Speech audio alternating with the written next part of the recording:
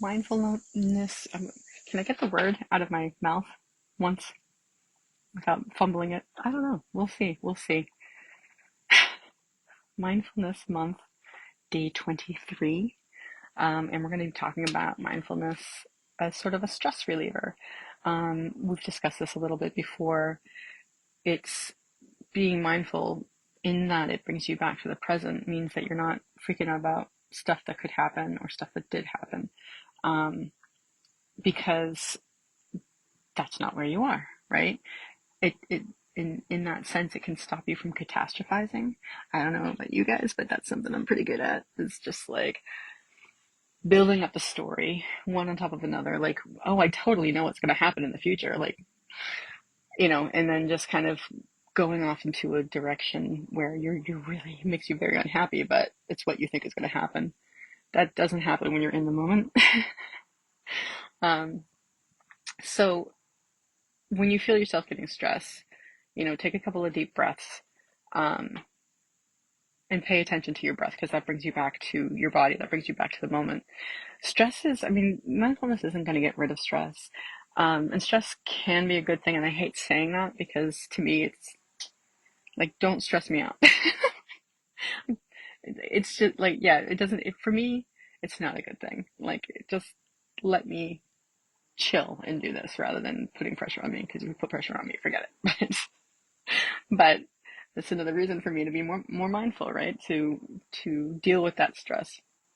And when we're able to bring ourselves back and breathe slowly and evenly and pay attention to it, our nervous system chills out too, right? Like, your body's like, oh, wait a second, there's not a tiger chasing me. I can just it's safe enough for me to stop and breathe slowly and deeply. And that's just kind of like a biohack to your body, right? So if you're breathing slowly and deeply, your body's like, oh, okay, we're chill. No tigers are here. So that's really good about mindfulness as well. So I'm looking at my notes, guys. Sorry. Yeah, that's stress can do so much. I don't know about you, but I feel like it pickles my brain sometimes with the different neurotransmitters in there that are kind of making a mess.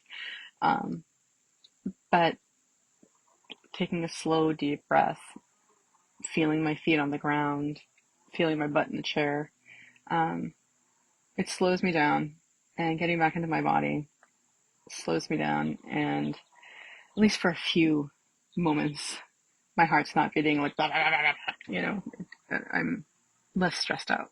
And again, it keeps you from getting too distracted. Like, if you are not at present moment, your mind, you can't really control where your mind goes. So you'll end up thinking stressful thoughts. So that's it. That rounds out our videos on the neuroscience of mindfulness for the week. And next week, which is tomorrow, we will be kind of wrapping up the month. And I will see you then. So just remember, even if you're a little stressed out and you're like, wait, I gotta be mindful, but then it's hard to be mindful because sometimes it's hard to be mindful.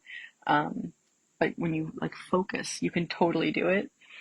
And even if that's what's happening, you can always choose to have a grateful day.